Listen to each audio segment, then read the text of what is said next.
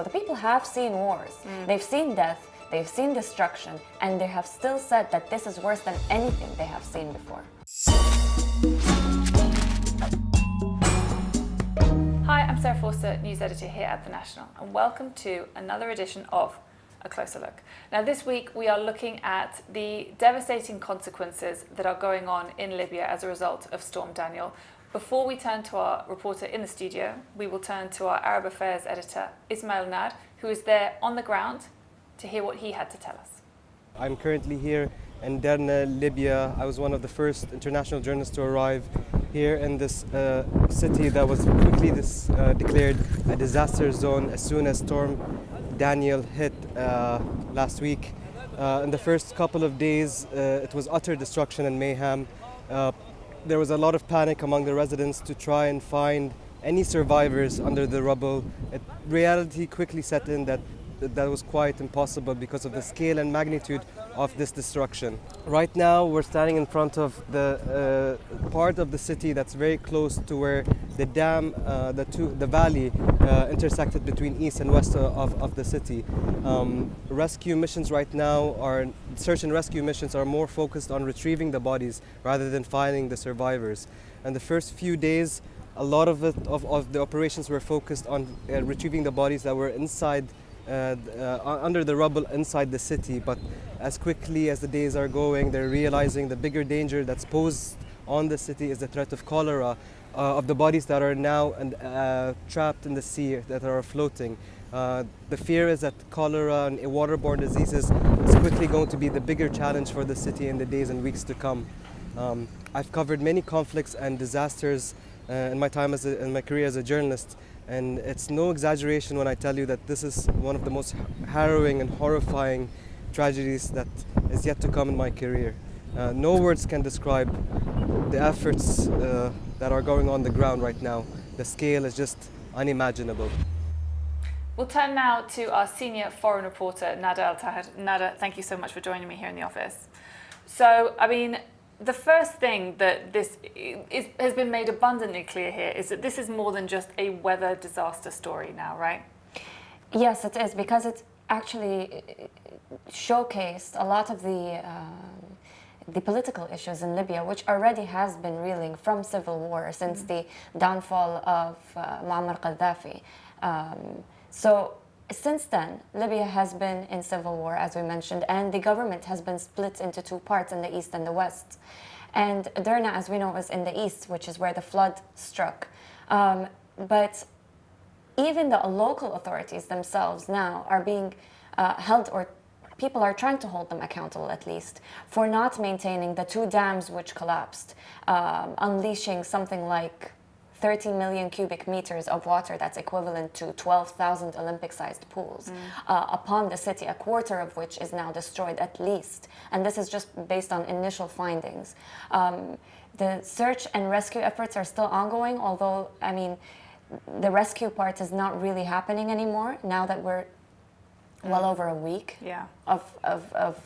since the flooding happened. So it's more recovery. And even there, aid groups are saying that, or complaining even, criticizing that there isn't a coordinated steering committee that's overseeing the entire operation. And so they're having to resort to coordinate amongst themselves. And this can be evidenced, arguably. We can see that even the UN revising its own death toll from 11,300 people killed and 10,000 missing to 4,000 people killed and 9,000 missing. Why is there such a big discrepancy? And it's because, yes, the disaster is huge. Yes, we don't know still the exact scale of it. People are still being pulled out of the waters and under the rubble. Hospitals are full of people and corpses that are unknown. They are being buried, but pictures of them are being taken first. In the very beginning, the people of Derna were taking it upon themselves to bury 600 or so people in mass graves. We spoke to a woman early on, a couple of days after the disaster, who is just a mother, and she runs a nursery. And then all of a sudden, her 20-year-old son is being called upon by the people to help bury 600 people. It's quite a stark and really shocking turn of events, and in a way that still is, people are not over it. They're not even, it hasn't sunk in yet, because as the days go on, it's just getting more and more horrifying. And this is a nation of people who have already seen devastating war. You know, they've not had easy lives, and you know, from what I've heard, they're saying that this is one of the worst periods that they've seen. Exactly. So Derna was taken over by ISIS in 2014, Derna specifically. And ISIS was defeated a year later. And then there were several wars after that in Derna itself. So the people have seen wars. They've seen death, they've seen destruction, and they have still said that this is worse than anything they have seen before. That really puts it in pretty dark perspective there. So there has been an international effort to try and help. How is that going? I mean, it's going, you know. The UAE obviously has sent a lot of aid. They've sent rescue teams, sniffer dogs, and they've set up a field hospital there. France, Saudi Arabia, Turkey, Iran, I believe Russia as well. They've all sent teams. That's not the issue. The aid is present, but the problem is Derna itself, I believe, has 7 or something entrances, and now it's all been reduced to 1. The city itself, due to the collapse of several bridges, has become split into 2 parts. So actually, you can only enter it through the southern entrance. And now, what used to take people something like 15 kilometers from east to west of the city itself has taken 120 kilometers or something. Aside from the fact that the infrastructure is completely collapsed, electricity, comms, they're terrible, you know. So even if it was a perfect operation, there's still a comms issue. And it's not a perfect operation, as the aid groups are telling us. There's not a steering committee that's overseeing everything that's going on, you know, from search and recovery, as we said, and also shelters, aid itself, treatment of people. The people of Libya, it's not just you know, necessarily the effects of having lost their house or anything. What else are they having to? What else do they need medical help with? So you can imagine a situation where infrastructure is completely gone, water everywhere, bodies decomposing.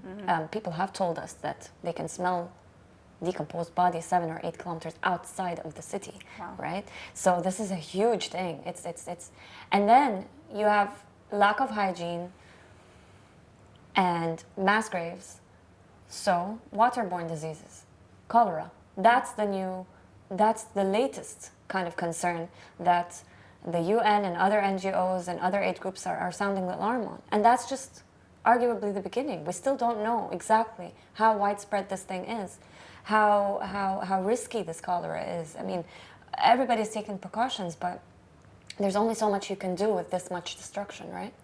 So the people of Libya who have been affected by this, looking forward, what do they want? I mean, I know that they want for this to have never have happened, but realistically, what are they looking for right now? Sure, so there's a lot of blame towards the government, not only for this lack of concerted efforts regarding aid and coordination, but also because certain things are coming to light. The 2 dams which collapsed have not been maintained since 2002, and apparently some civilians have been flagging this to authorities, saying that there are leaks when the dams were only halfway full.